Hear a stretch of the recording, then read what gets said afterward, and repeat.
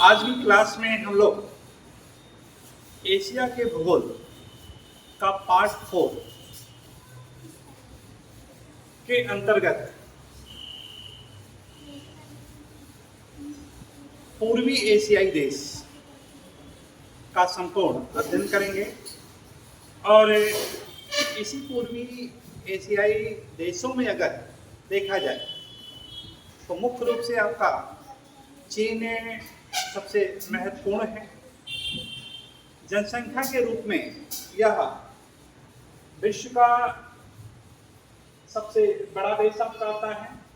और कहीं कहीं पर भी आपको ये भी देखने को मिलेगा कि अभी हाल ही में जो नया सेंसेक्स आएगा तो इंडिया क्या करेगा कि चाइना का ही रिकॉर्ड ये तोड़ेगा।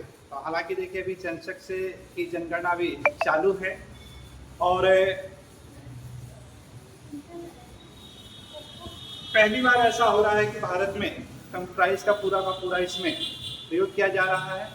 टेक्नोलॉजी का पूरा प्रयोग करके सेंसेक्स की नई जनगणना शुरुआत हो गई है। क्षेत्रफल में देखें बच्चों तो क्षेत्रफल में इसका स्थान तृतीय आता है। वहीं पर कुछ विवादित भी है इसमें। कुछ के मतानुसार कि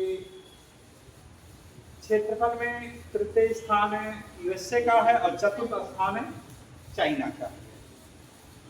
अब देखिए जो क्वेश्चंस आया है कि 4 देश दिए गए हैं आपको और इनको कहा गया है कि क्षेत्रफल के अनुसार घटते क्रम में रखने के लिए, और इसी को हम लोग के द्वारा याद भी करते हैं। रुक चीन अब आ भारत, रुक चीन अब आ भारत। तो रू से क्या हो जाएगा आपका रशिया, ता से कनाडा, चा से चीन तीसरे नंबर पे, आ से अमेरिका अर्थात यूएसए, और बा से ब्राजील हो जाएगा, और बड़ा आ से आपका ऑस्ट्रेलिया, और भारत आ जाएगा 7वें नंबर पे आ जाता है। चाइना में बहुत सी जो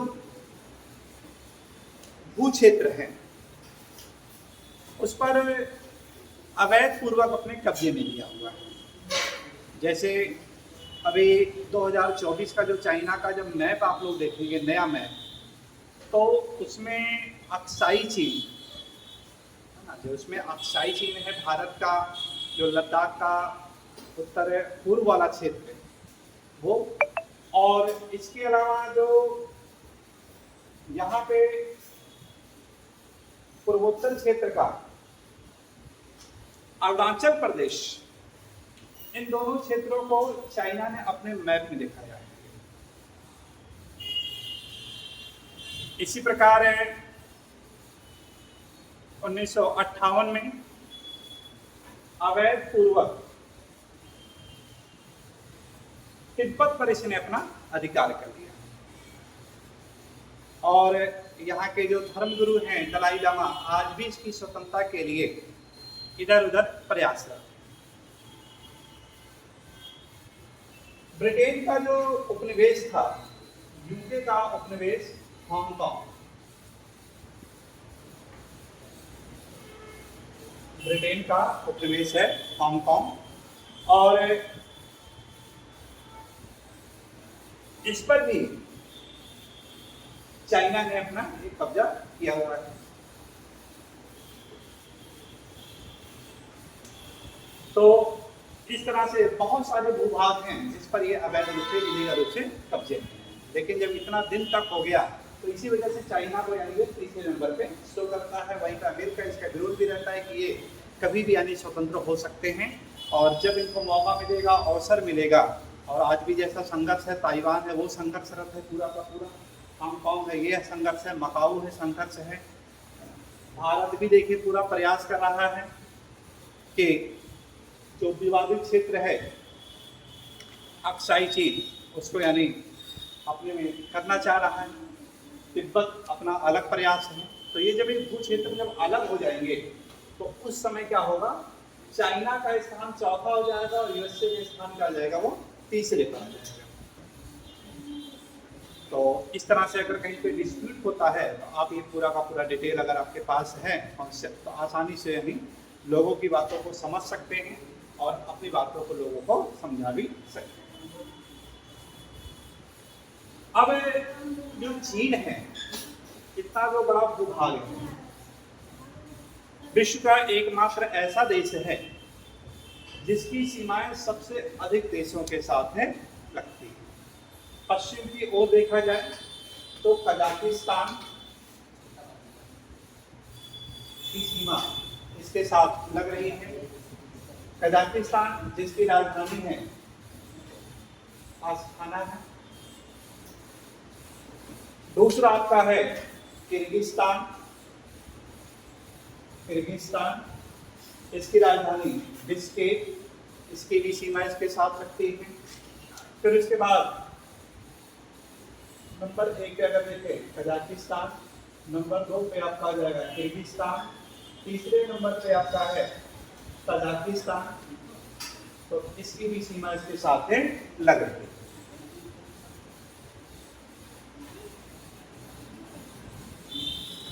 अफगानिस्तान की बात करें तो अफगानिस्तान के साथ देखिए थोड़ा सा बहुत ही सेंसिटिव केस, हल्का सा इसकी सीमा ये लगती है। तो चौथे नंबर पे क्या आ जाएगा आपका अफगानिस्तान,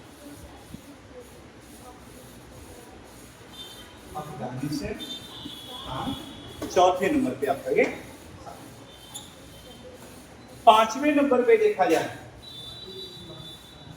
क्योंकि 1963 में चाइना ने पीओके का कुछ भाग है खरीद लिया है, और पीओके पर हालांकि अवैध कब्जा है, लेकिन जब उसने खरीद लिया है तो ये क्या करता है कि इसकी सीमा इसके साथ यानी इंक्लूड हो जाती है। तो अपने आप को दिखाता है ये, हालांकि विवाद का एक प्रश्न भी है आपका ये। तो इस तरह से पांचवें नंबर पे अगर पाकिस्तान को शामिल किया जाए,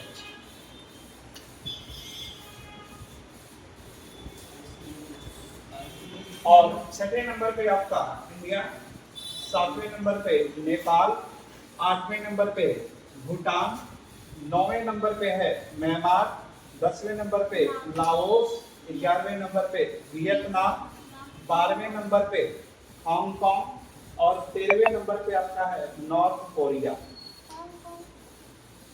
नॉर्थ कोरिया, और 14वें नंबर पे आपका रसिया, और 15वें नंबर पे आपका हो जाएगा क्या मंगोलिया। तो इस प्रकार बच्चों कि विश्व के सबसे ज्यादा देशों के साथ इसकी सीमाएं लगती हैं। भारत के अनुसार देखा जाए तो इसकी सीमा का जो समर्थन जो करता है वो 14 ही करता है, पाकिस्तान को इंक्लूड नहीं करता है ना। तो भारत के अनुसार क्या जाए, क्योंकि हम लोग भारत के वासी हैं, ठीक, और एक राष्ट्रवादी भावना के होने के नाते पाकिस्तान को क्या करते हैं हम लोग कि उसका यानी पार्ट है नहीं बताते हैं, क्योंकि हम लोगों ने अभी हिम्मत नहीं हारी है। पीओके है हमारा था और हमारा ही रहेगा, हम उसको लेकर के रहेंगे। बस सत्य क्या है कि हम लोग आपस में मिलजुल कर। तो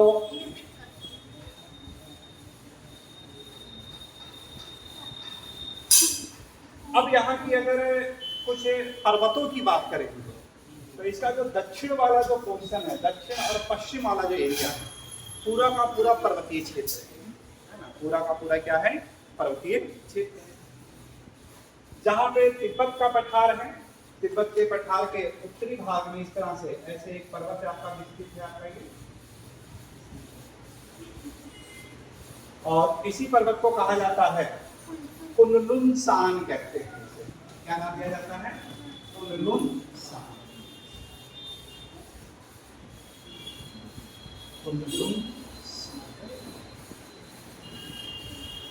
यहाँ पे सान का मतलब क्या होता है आपका पर्वत होता है ना, सान का मतलब क्या है चाइना में। और दक्षिण में देखा जाए जो नेपाल की सीमा के साथ में तो यहाँ पे आपका महान हिमालय,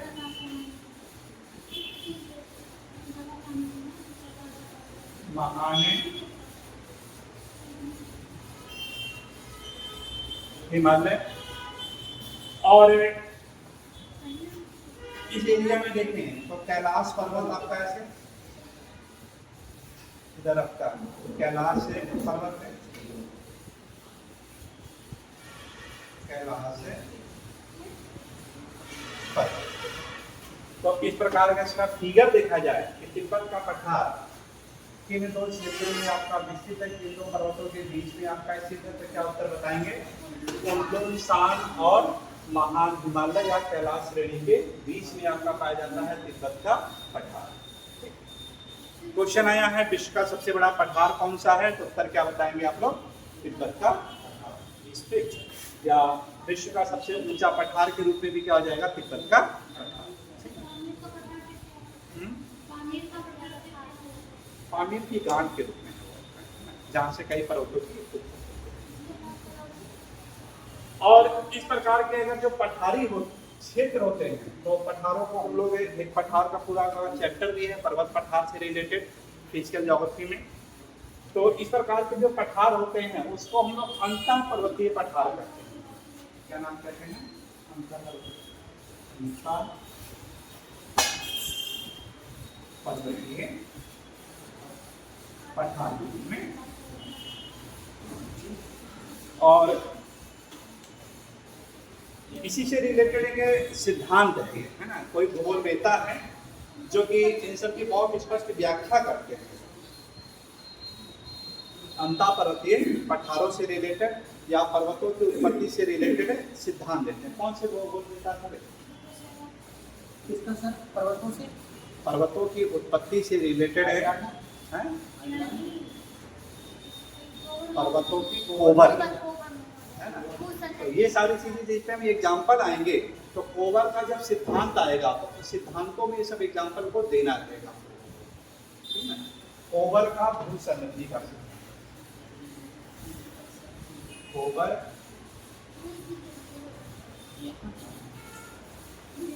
भूसंरचना।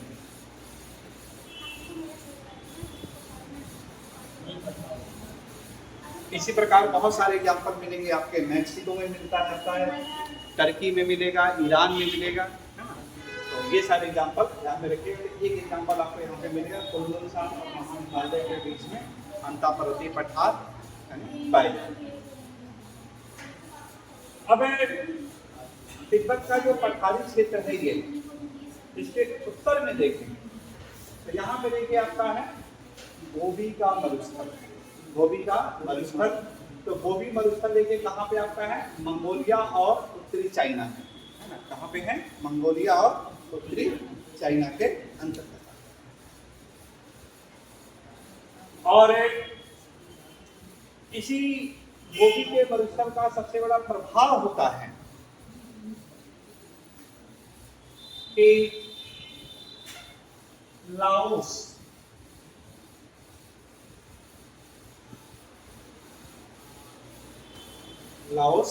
मिट्टी काफी ज्यादा मिलती है। लाओस है क्या है आपका? एक निर्मित स्थलाकृति होती है ना। तो उसी स्थलाकृति के साथ साथ देखा जाए तो लाओस नाम की एक मिट्टी यानी मैदानी क्षेत्र का निर्माण होता है। और ये क्या होगा आपका? यहाँ के उपजाऊ क्षेत्रों का ये निर्माण करता है। जो इसी क्षेत्र से आपकी देखिए आ रही है हवांगो नदी आती है। कौन सी नदी आती है? हवांगो नदी। और इसी का रेत है हवांगो नदी में आकर के क्या हो रहा है कि निक्षेपित होता है, और निक्षेपित होकर के प्राकृतिक तटबंध का निर्माण भी करता है। क्या कर रहा है? प्राकृतिक तटबंध का निर्माण भी कर रहा है। क्वेश्चन आता है कि प्राकृतिक तटबंध किसके द्वारा निर्मित स्थलाकृतियां होती है? तो किसके द्वारा होती है? नदी के द्वारा, है ना। नदी के द्वारा निक्षेपित स्थलाकृतियों के अंतर्गत इसको रखा जाता है। और जब यही प्राकृतिक तटबंध कभी टूटते हैं तो इस एरिया में क्या होता है? विशाल बाढ़। और इसीलिए यानी इसे कहा जाता है चाइना का शोक। क्वेश्चन आ गया, चीन का शोक किसे कहते हैं? तो उत्तर क्या बताएंगे आप लोग? हवांगो नदी को कहा जाता है। अब बात आती है कि अपना डेल्टा कहाँ बनाती है? डेल्टा कहाँ बनाती है? क्वेश्चन आ चुका है आपका ये कि कहाँ पर इसका मुहाना है। तो उत्तर क्या हो जाएगा? पोहाई की खाड़ी, है ना। पोहाई की खाड़ी। और पीसीएस में एक क्वेश्चन आपका आया था, वहां पे पोहाई की खाड़ी ना दे करके क्या नाम दिया था? चेहली की खाड़ी दिया था। दोनों ध्यान में रखिएगा, पोहाई की खाड़ी या चेहली की खाड़ी।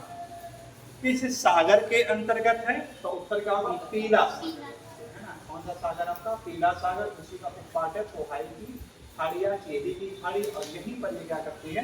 डेल्टा का निर्माण करती यानी इसी नहीं करती है प्राकृतिक कथन का मतलब। है। उसमें कम है हवाओं का ज्यादा, क्योंकि बाढ़ अवस्था ये इससे रिलेटेड है। इसके बाद चाइना की अगर सबसे लंबी नदी के रूप में पूछा जाए कौन सी है ना, चीन की सबसे लंबी नदी कौन सी, तो उत्तर क्या बताएंगे आप लोग? यांगसी। चाइना की सबसे लंबी नदी, तो उत्तर क्या होगा? यांगसी नदी, या इसी का दूसरा नाम क्या है? यांगसी की यांग, यांग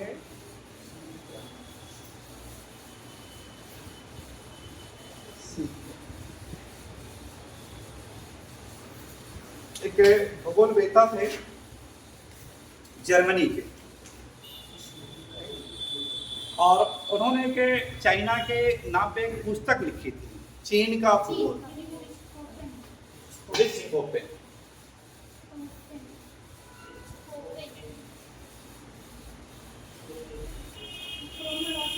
कहाँ के थे ये?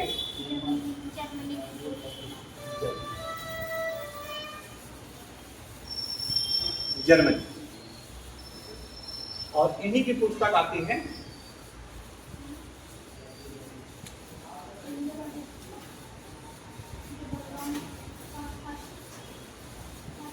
चीन का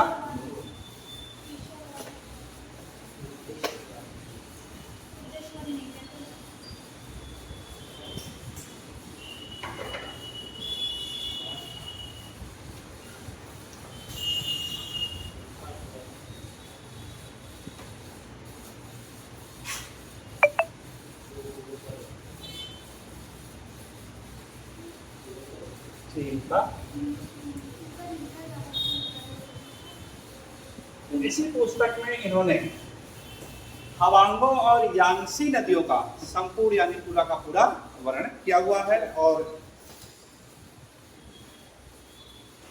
इनकी जो विचारधारा है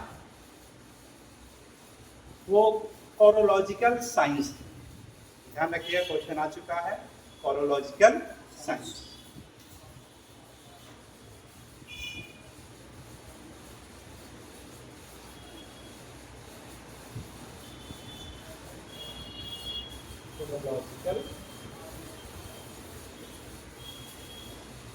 और इसी कोरोलॉजी की विचारधारा को आगे बढ़ाने वाले कौन थे? हेटनर महोदय बनाते हैं, ठीक है। इसी को आगे बढ़ाने वाले कौन हैं? हेटनर महोदय।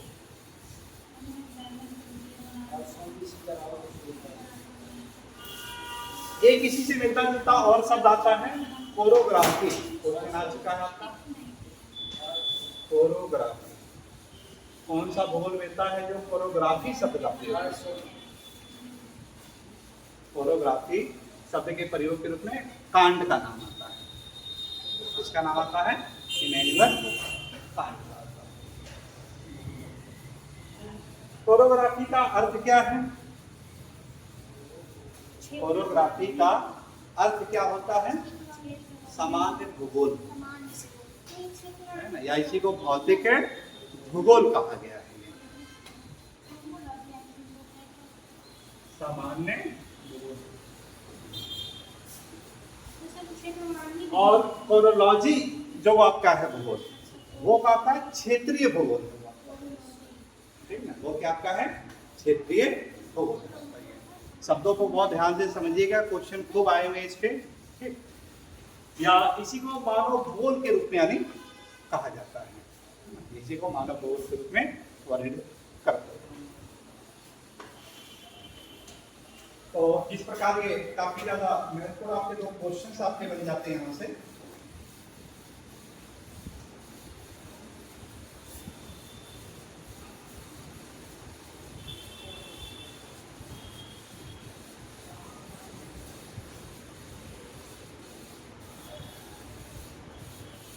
और इसी से रिलेटेड एक क्वेश्चन आता है वन्य महोदय का।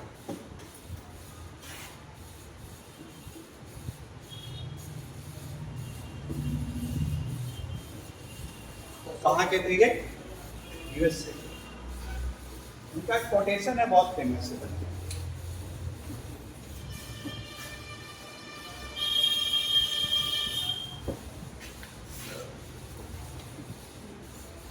उसी कोटेशन को लेकर के क्वेश्चन ही पूछा भी जाता है वन्य महोदय का कि क्रमबद्ध भूगोल को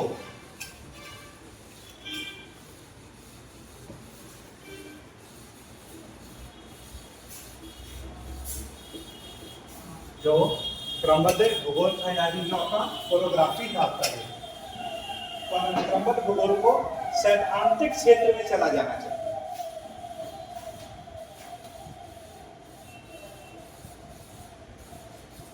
सैद्धांतिक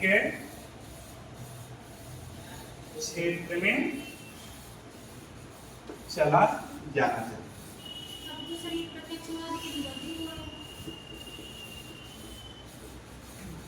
क्रमबद्ध भूगोल अर्थात जो फोटोग्राफी था, ठीक है, उसको यानी सैद्धांतिक मतलब सिद्धांतों पर केवल कार्य करता है, यानी व्यवहार उसके अंतर्गत आपका कुछ भी नहीं है। और क्षेत्रीय भूगोल का उपयोग सामान्य खोज के लिए होना चाहिए। क्षेत्रीय भूगोल का उपयोग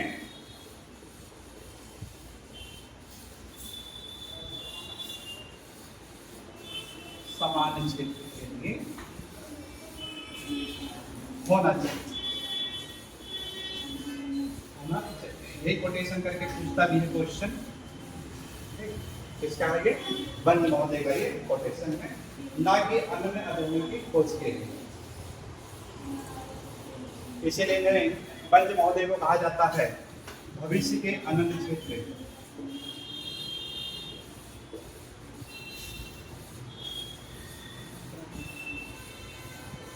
भविष्य के अनन्य क्षेत्र के रूप में इसकी व्याख्या करने वाले हम लोग कहते हैं। भविष्य के अनन्य क्षेत्र के प्रतिरूपों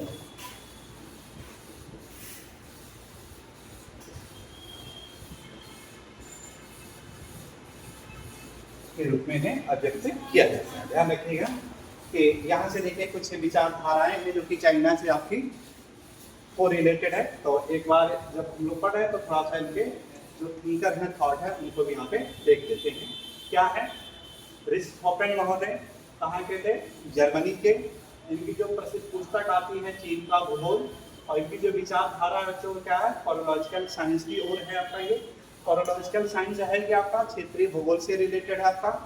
और हेटनर महोदय इसी क्षेत्रीय भूगोल को आगे चल करके यानी ये एक्सप्लेन करते हैं। ऐसी कोरोलॉजिकल की विचारधारा को उन्होंने एरियल डिफरेंशिएशन के रूप में इसको यानी रखा है। इसी को कोरोलॉजिकल को आगे बढ़ा करके एरियल डिफरेंशिएशन से रिलेटेड यानी क्षेत्रीय विविधता से रिलेटेड स्टार्टिंग कौन करते हैं? हेटनर महोदय। और इसी क्षेत्रीय विविधता का आगे चल करके व्याख्या कौन है? हार्टसॉन महोदय ने किया है। कौन सी पुस्तक थी हार्टसॉन की? Perspective of the nature of geography की पुस्तक। ठीक है, सब एक दूसरे से लिंक है। इसी से मिलता जुलता एक आपका है कोरोग्राफी। तो कोरोग्राफी जिसे यानी भौतिक भूगोल कहते हैं, या इसी को क्रमबद्ध भूगोल कहा जाता है। तो इसके प्रणेता के रूप में आते हैं कांट महोदय, इमैनुअल कांट के रूप में आते हैं ये। इसी को सामान्य भूगोल भी कहा है।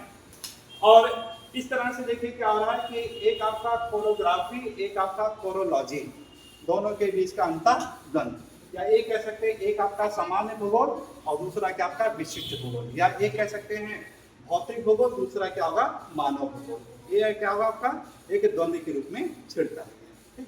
और इसी से संदर्भ में वन्य महोदय देखिए क्या है, एक इनका कोटेशन है यूएसए के हैं, जो कि भविष्य के अनन्य क्षेत्र के प्रतिरूपों के रूप में इन्होंने एक बात कही है कि क्रमबद्ध भूगोल को सैद्धांतिक क्षेत्र में चला जाना चाहिए और क्षेत्रीय भूगोल का उपयोग सामान्य क्षेत्र के लिए होना चाहिए। मतलब ये क्या कर रहे हैं?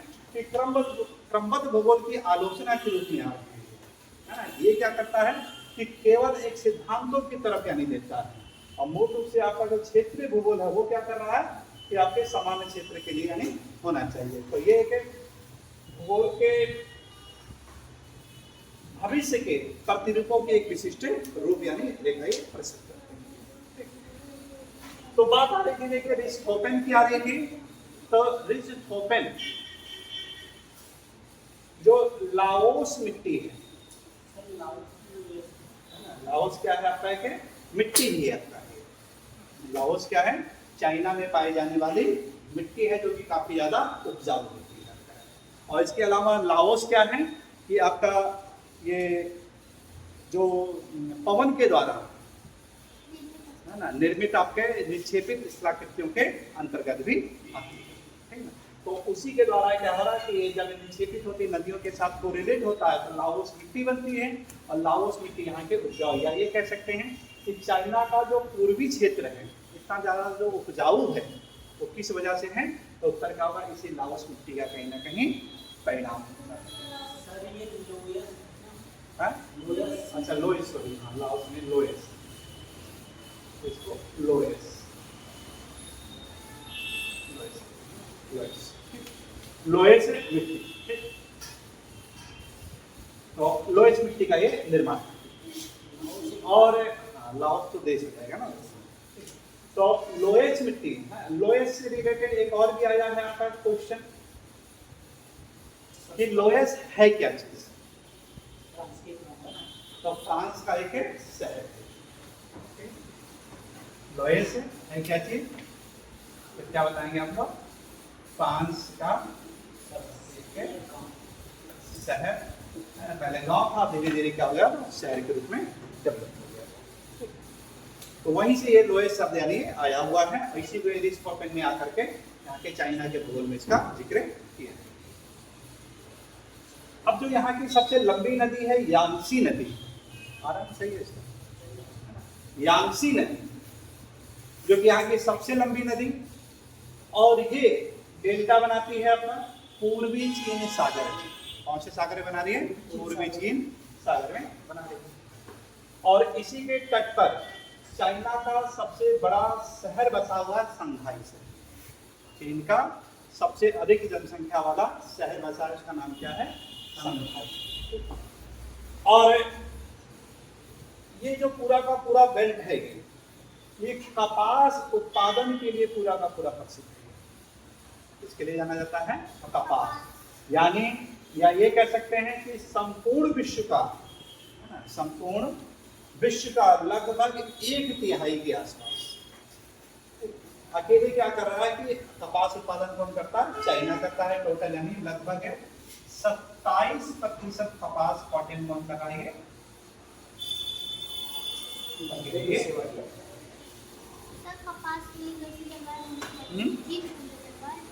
कपास के लिए आर्द्रता ज्यादा, आर्द्रता मिल जाती है। और चीन पूर्वी चीन में जलवायु मिल जा रही है, गर्मियों में वर्षा हो जा रही है ना, ये सारी चीजों के कारण है आर्द्रता ज्यादा। तो कपास यहाँ पर क्या होगा कि सबसे ज्यादा यानी उत्पादन करता, विश्व का सबसे ज्यादा कपास उत्पादन करने वाला देश, तो उत्तर क्या बताएंगे, चाइना। अब यहाँ जिसको रॉ मटेरियल मिल गया, जब रॉ मटेरियल मिल गया तो कॉटन टेक्सटाइल क्या होगा, यहाँ पे कॉटन टेक्सटाइल। एक समय था कि विश्व का सबसे ज्यादा कॉटन टेक्सटाइल जो उत्पादन करने वाला था मैनचेस्टर शहर हुआ करता, लेकिन वर्तमान में अपनी छवि को खो दिया है। क्वेश्चन आ चुके हैं कि क्या कारण है कि वर्तमान समय में मैनचेस्टर सूती वस्त्र उद्योग में काफी पिछड़ गया है। तो उसके पीछे कई रीजन है। पहला है प्रतिस्पर्धा नहीं कर पा रहा है ना, दूसरा है सस्ते मजदूर नहीं मिल पा रहे हैं उसको, ठीक, तीसरा है उसको रॉ मटेरियल नहीं मिल पा रहा है, नील की खेती से रिलेटेड, उसको रंगाई से रिलेटेड वो सब नहीं मिल पा रहे हैं। तो ये सब यानी इसको प्रमुख है एक रीजन बन जाता है, जिसकी वजह से वो वर्तमान की प्रतिस्पर्धा से काफी पीछे हट गया है और चाइना नंबर 1 पे आ जाता है कॉटन। यहाँ का सबसे बड़ा सूती वस्त्र उद्योग क्या है, शंघाई शहर, जो कि यहाँ के जनसंख्या के दृष्टिकोण से सबसे बड़ा, और यहाँ का सबसे बड़ा बंदरगाह भी है आपका है, शंघाई यहाँ का सबसे बड़ा बंदरगाह के रूप में भी डेवलप है। और इसी को कहा जाता है चीन का मानचित्र संघाई। साउथ की तरफ देखें तो एक महत्वपूर्ण नदी आती है सीकियांग नदी आती है ना, एक है महत्वपूर्ण नदी है सीकियांग, और ये दक्षिण चीन सागर में जाकर के अपना डेल्टा बनाती है। और इसी के थोड़ा सा निकट देखा जाए तो हांगकांग शहर है आपका, वही हांगकांग है जो कि ब्रिटेन का कभी ना कभी उपनिवेश हुआ करता था।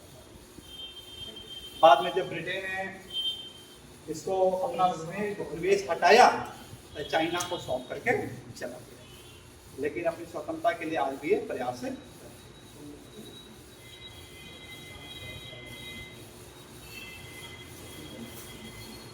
हांगकांग के थोड़ा सा उत्तर में देखें ताइवान, और यही ताइवान से एक रेखा गुजरती है करके रेखा। और ताइवान देखा जाए तो विश्व में सबसे उत्तम किस्म के चाय के लिए जाना जाता है। कौन सी चाय है? उलांग।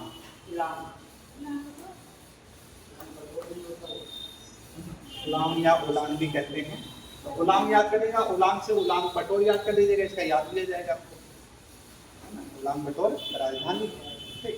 और उलांग वहाँ पे चाय से रिलेटेड जो उसकी सबसे अच्छी किस्म की चाय के रूप में जानी जाती है। इसका बताते हैं 5 स्टार होटल में जब हम लोग जाते हैं तो वहाँ पे एक एक चाय की कीमत 3-3 हज़ार रुपये लेते हैं, 100 रुपया बनता है। तो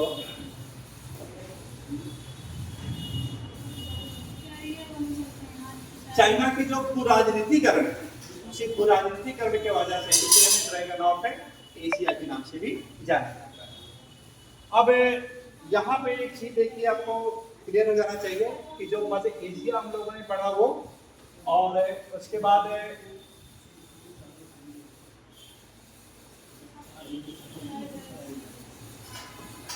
पूर्वी एशिया, ये दोनों देश आपस में मिल करके एक संगठन का निर्माण करते हैं, और उसी को कहते हैं संघाई सहयोग संगठन कहते हैं। संघाई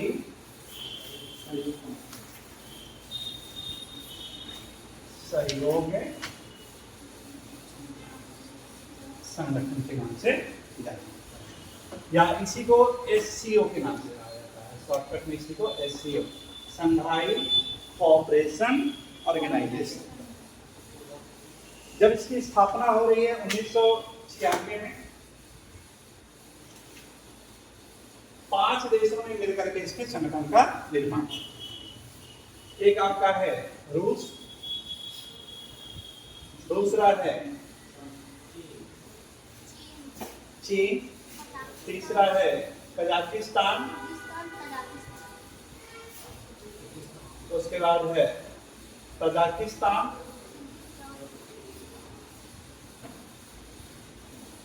और 5वां जो देश आता है आपका किर्गिस्तान।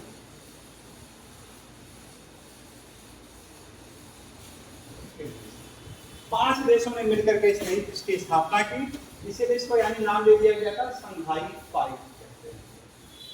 क्या नाम कहते हैं? संघाई 5। हेडक्वार्टर कहाँ बनाया गया? संघाई में बनाया गया, है ना। इसलिए इसको संघाई 5 के नाम से जाना जाता है। और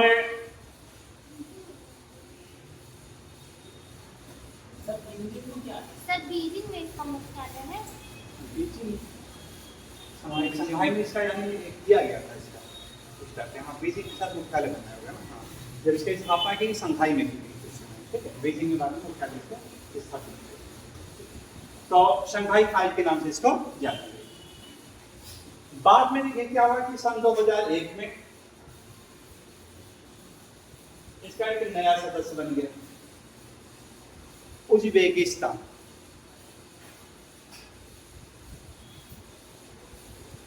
उज्बेकिस्तान इसका नया सदस्य बन जाता है। और इस तरह से इसका नाम जो संघाई 5 था उसकी वजह से हटा करके क्या रख दिया गया? SCO कर दिया गया, संघाई सहयोग संगठन। तो अब वर्तमान में संघाई 5 नाम से कोई संगठन नहीं है, अब किस नाम से है? SCO के नाम से जाना जाता है प्रेजेंट में। बाद में देखिए 2016 में जब इसका आयोजन हो रहा है तो चाइना ने इसकी जो दावेदारी की भारत इसका सदस्य बन जाए, सॉरी रशिया ने, है ना, कि रशिया भारत का पक्षधर ले लिया, और दूसरी तरफ चाइना ने पाकिस्तान का पक्षधर ले लिया। और 2017 में देखा जाए तो भारत और पाकिस्तान इसके 2 नए सदस्य बन गए, जो कि उस समय करंट में काफी था, वैसा भी गया। तो इस प्रकार 2017 में इसके देशों की संख्या कितनी हो गई? 8 हो गई। भारत और पाकिस्तान भी आ गए कब? 2017। अभी हाल ही की जो देखा जाए कि 2021 में जब दुसाबे में, जो ताजिकिस्तान की राजधानी थी दुसाबे, वहां पे जब इसका आयोजन किया गया तो ईरान ने इसकी सदस्यता के लिए हामी कर दी, और इस प्रकार 2023 में जाकर के इसकी सदस्यता यानी कौन कर लिया? ईरान भी इसमें शामिल। 2024 में जब 4 जुलाई, अभी करंट की बिल्कुल जस्ट घटना है आपका ये, 4 जुलाई 2024 कजाकिस्तान की राजधानी अस्ताना है, कजाकिस्तान की राजधानी,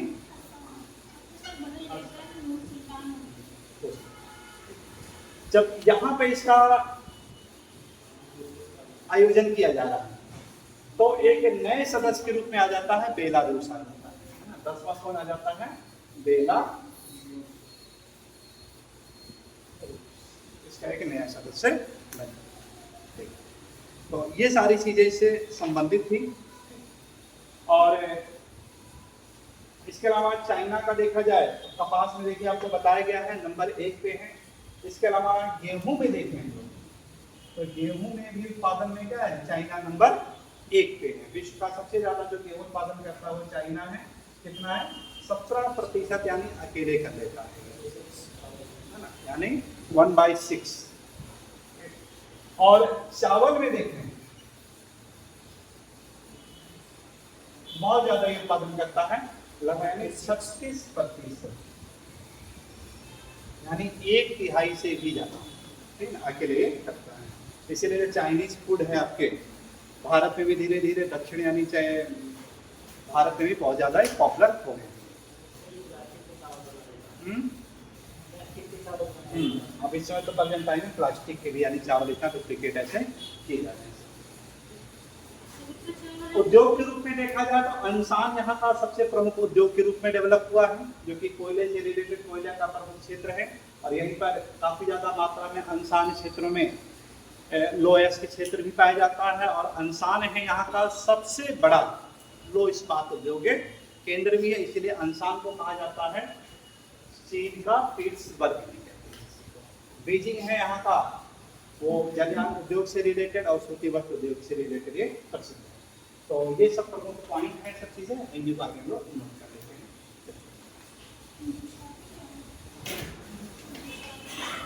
देखिएगा चीन का भोजन, चीन का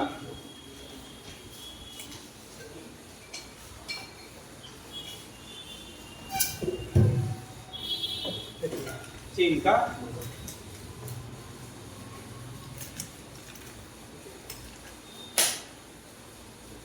क्षेत्रफल के दृष्टिकोण से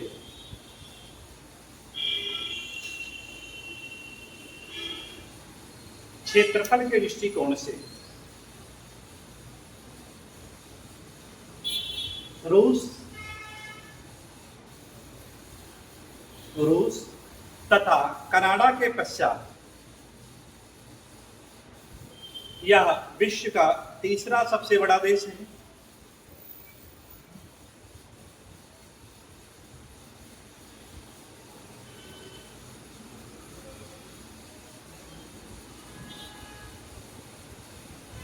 अपनी बढ़ती हुई भू राजनीति के कारण, भू राजनीति का मतलब क्या होगा? जियो पॉलिटिक्स। और जियो पॉलिटिक्स का जब बात आती है तो जेलिन का याद आता है, और किसका? हाउस रेफर का याद आता है। कॉन्सेप्ट ऑफ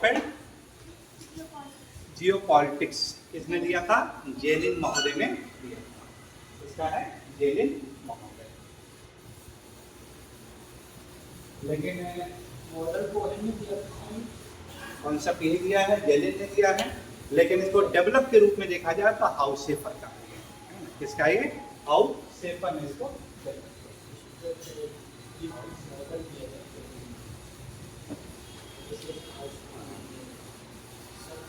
बढ़ते हुए भू राजनीति के कारण इसे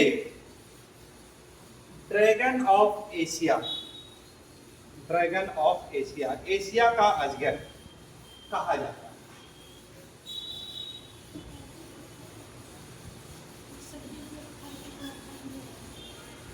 वर्तमान 2024 के मानचित्र में चाइना ने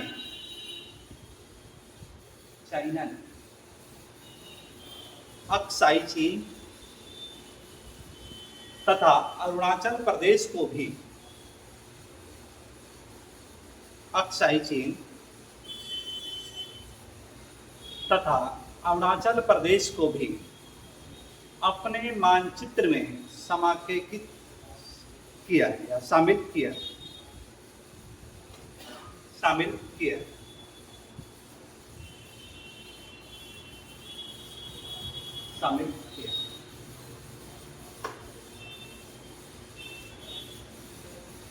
यह विश्व का एकमात्र ऐसा देश है, यह विश्व का एकमात्र ऐसा देश है जिसकी सीमाएं सबसे अधिक देशों के साथ लगती हैं, सबसे अधिक देशों के साथ है लगती है। Number 1 Kazakhstan, number 1 Kazakhstan, number 2 Kyrgyzstan,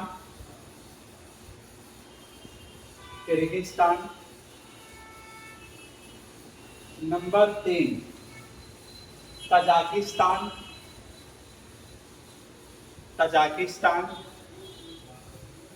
number 4 Afghanistan, number 5 Pakistan, number 6 Bharat,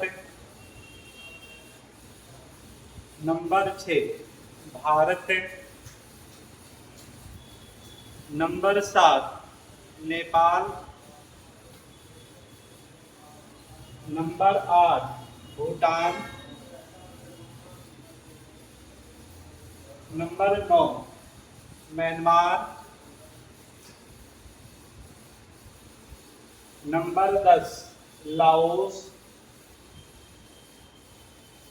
number 11 Vietnam,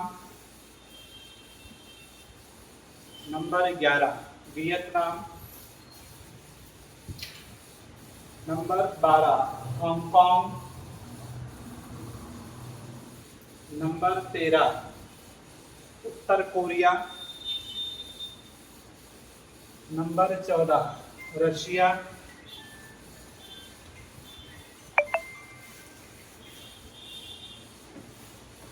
number 15 Mongolia.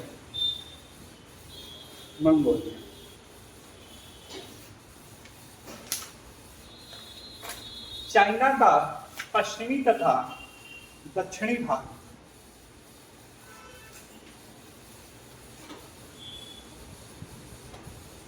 पर्वतीय व पठारी है,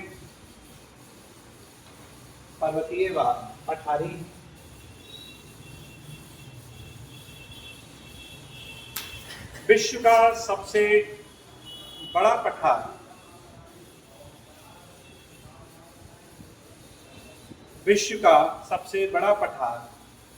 तिब्बत का पठार,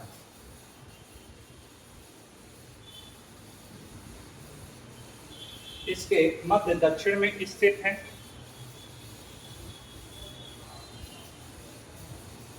जो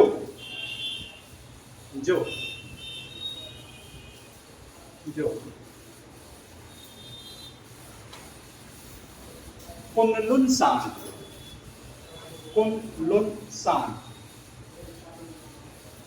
तथा महान हिमालय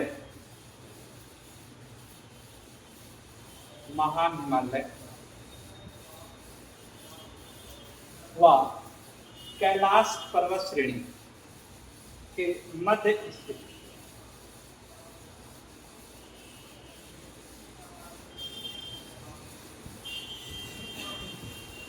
इस प्रकार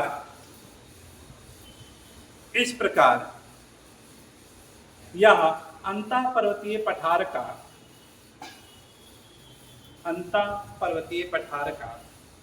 प्रमुख उदाहरण है। अंतःपर्वतीय पठार का प्रमुख उदाहरण है।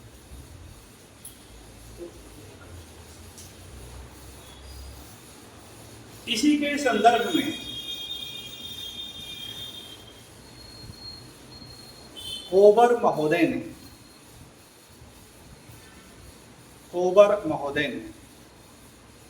भूसन्नति का सिद्धांत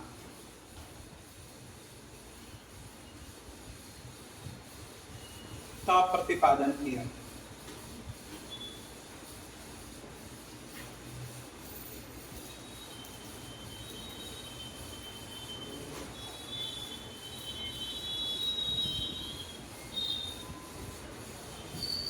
चीन के पूरब में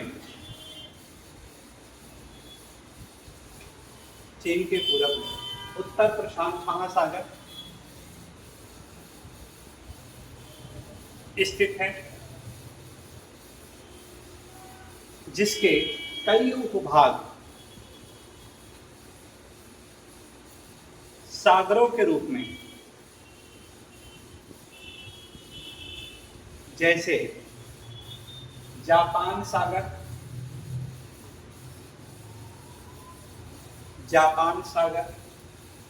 पीला सागर,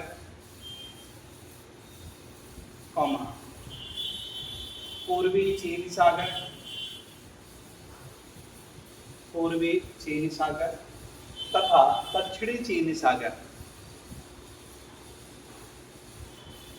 इसके तटीय क्षेत्र से लगते हैं। तटीय क्षेत्र से लगते हैं।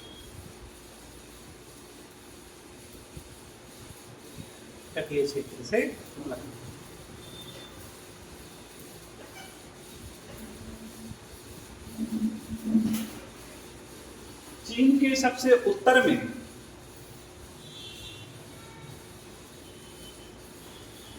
हवांगो नदी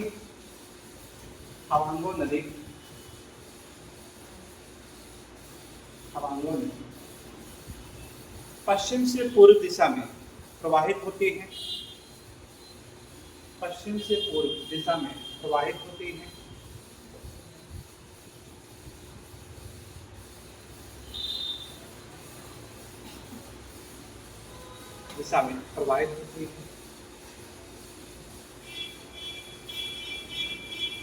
इसी क्षेत्र में लोएस मिट्टी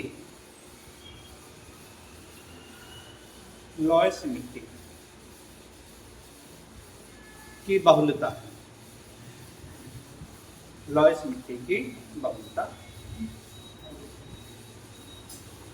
लोएस पवन के द्वारा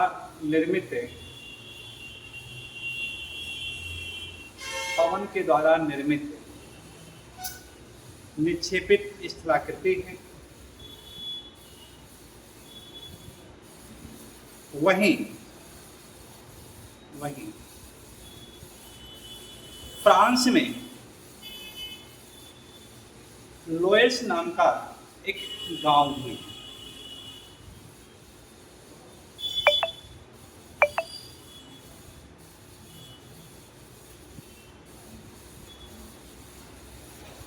इसका संपूर्ण वर्णन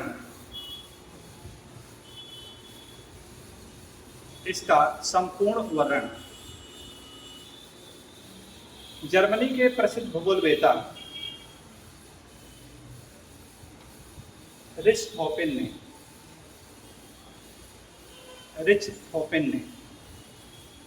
चीन के भूगोल में किया। चीन के भूगोल में किया। रिचहोफेन ने चीन के भूगोल में किया।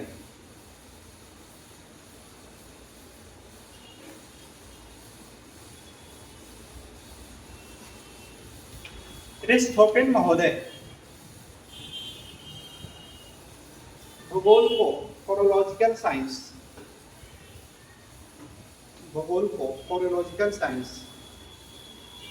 के रूप में व्याख्या किया है, जिसका आगे चलकर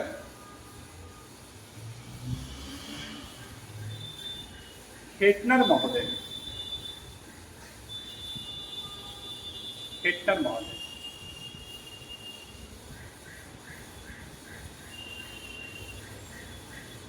इसका विशद विश्लेषण किया।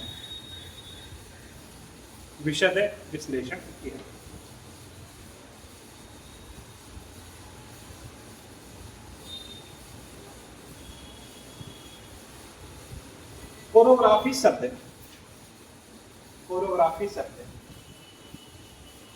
कांट महोदय ने दिया,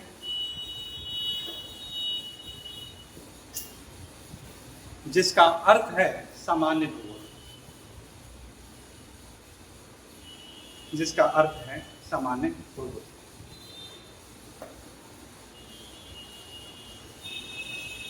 यूएसए के प्रसिद्ध भूगोलवेत्ता वुंज महोदय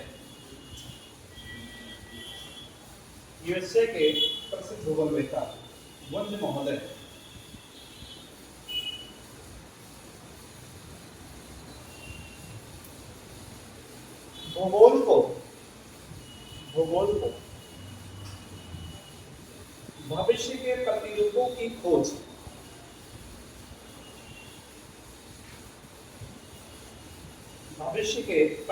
की खोज करने वाला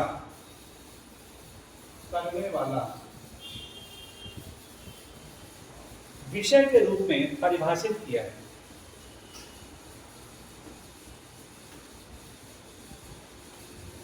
इनका कहना है कि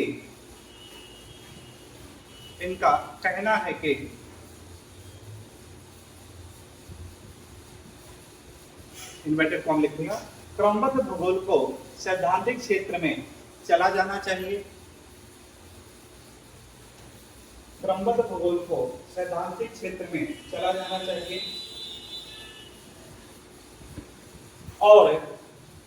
और क्षेत्रीय भूगोल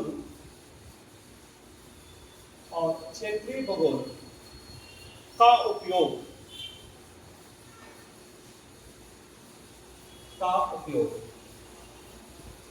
सामान्य खोज के लिए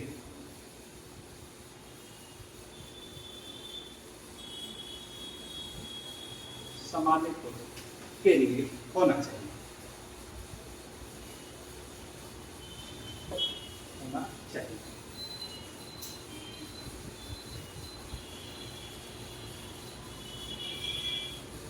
अंत में हवांगो नदी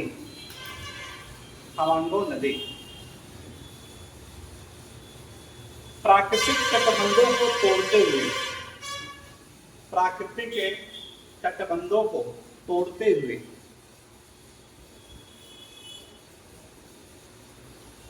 विशाल बाढ़ ले आती है।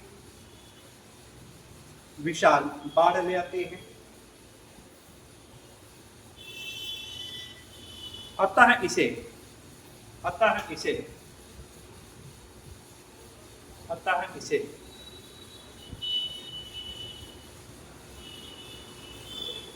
चीन का शोक कहा जाता है।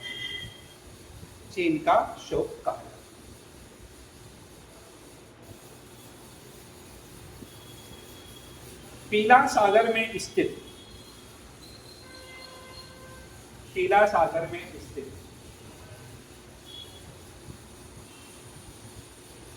पोहाई की खाड़ी या चिहली की खाड़ी या चिहली की खाड़ी में यह डेल्टा का निर्माण करती है। डेल्टा का निर्माण करती है।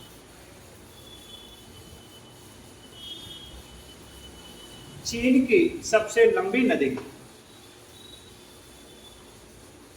चीन की सबसे लंबी नदी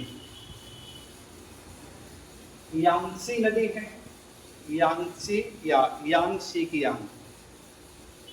यांगसी या यांगसी की नदी है।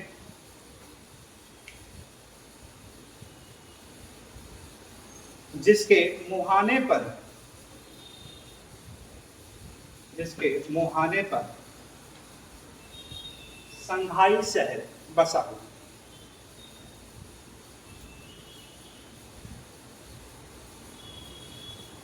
जो चीन का सबसे बड़ा जनसंख्या वाला शहर तथा सबसे बड़ा बंदरगाह है।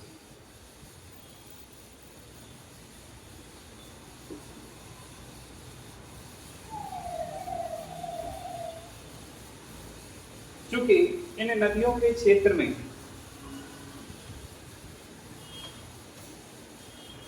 आर्द्रता अधिक रहती है,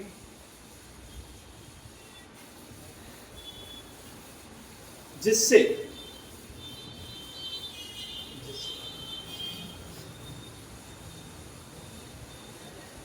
विश्व का सबसे अधिक कपास का उत्पादन ब्रैकेट में देखिए 27% अकेले चीन करता है। चीन करता है। चीन करता है।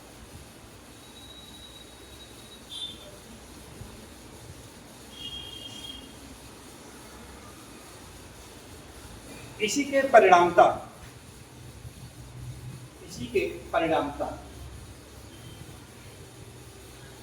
संघाई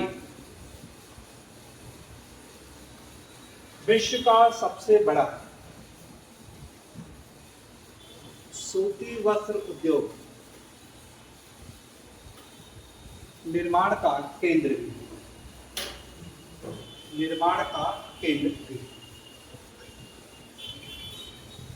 अतः संघाई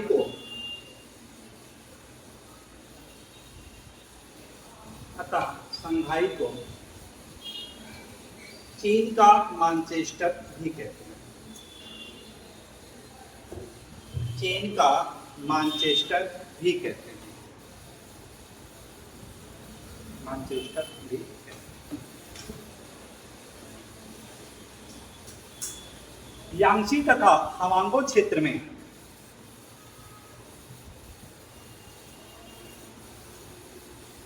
चावल तथा गेहूं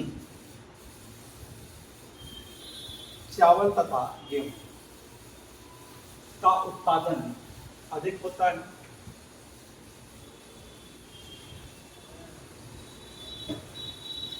विश्व का सबसे अधिक चावल उत्पादन करने वाला देश चीन है,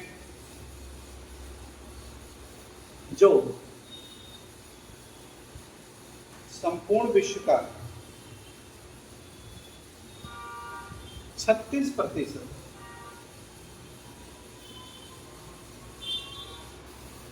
चावल उत्पादन करता है।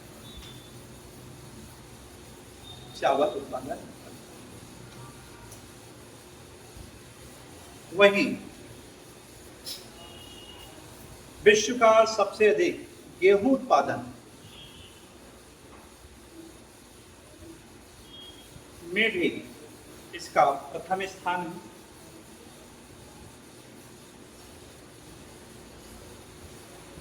जो संपूर्ण विश्व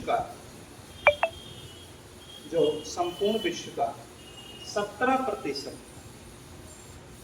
17% उत्पादन करता है।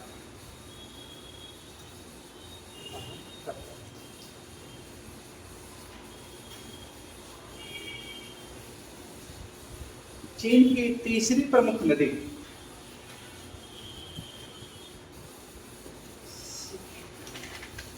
सीकियांग है। सीकियांग है।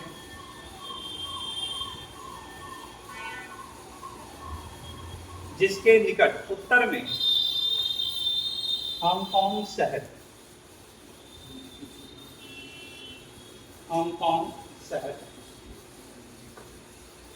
बसा हुआ। हांगकांग शहर बसा हुआ।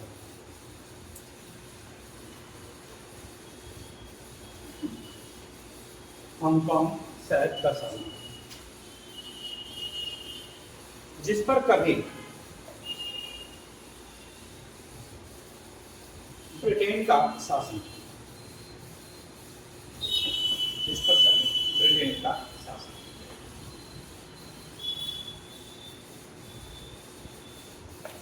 हांगकांग के उत्तर में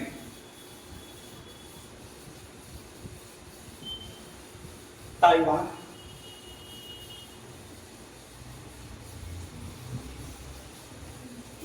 जो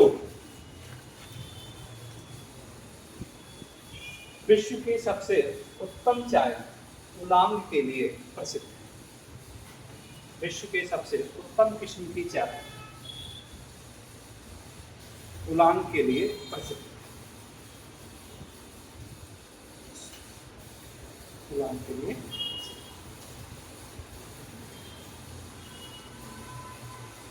हरियाणा संघाई सहयोग संगठन, संघाई सहयोग संगठन। 5 मिनट का है, खत्म कर देते हैं। संघाई सहयोग संगठन,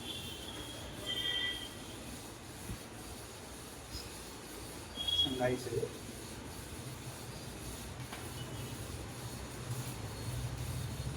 मध्य एशिया तथा पूर्वी एशिया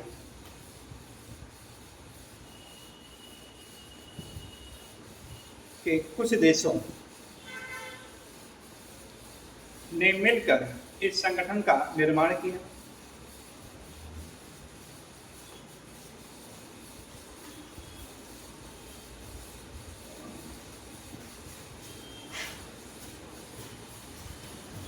उन्नीस सौ 1996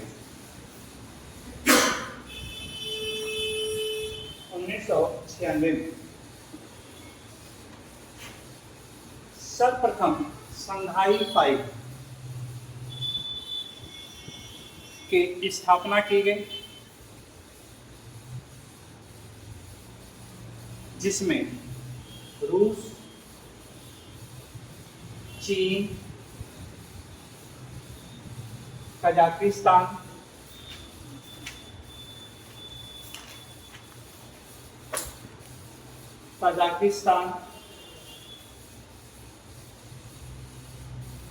तथा किर्गिस्तान इसके सदस्य थे।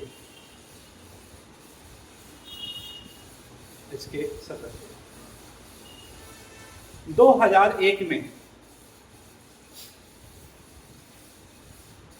जब उज्बेकिस्तान ने इसकी सदस्यता ग्रहण की,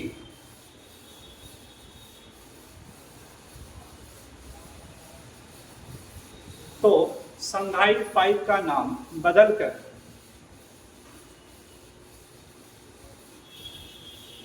संघाई सहयोग संगठन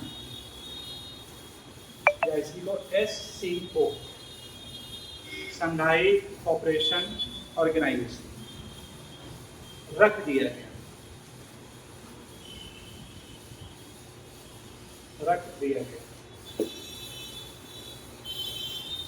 2016 में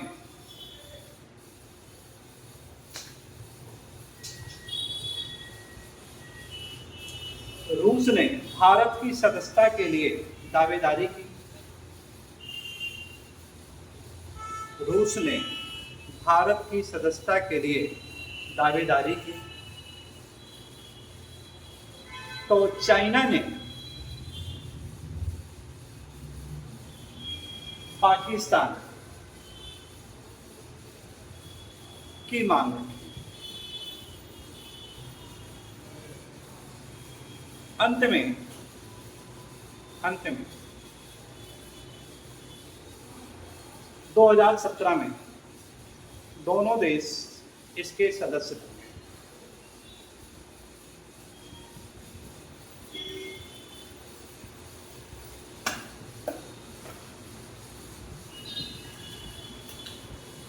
दो हजार तेईस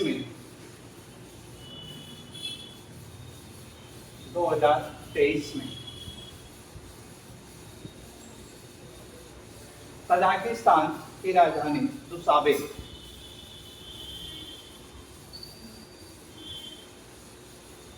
जब इसका आयोजन हुआ, जब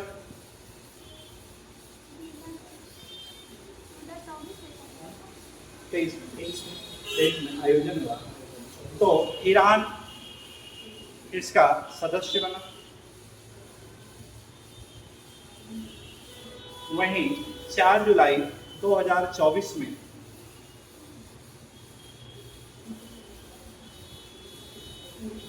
कजाकिस्तान की राजधानी अस्ताना में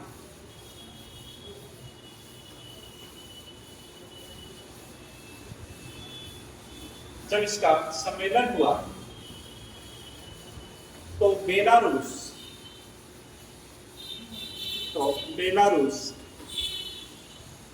इसका 10वां देश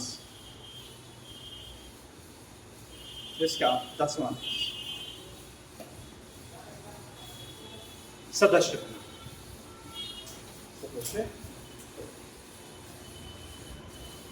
यहाँ पे आपका ये चाइना और इससे रिलेटेड जो समझे ये आपका समाप्त होता है। कल हम लोग जापान से रिलेटेड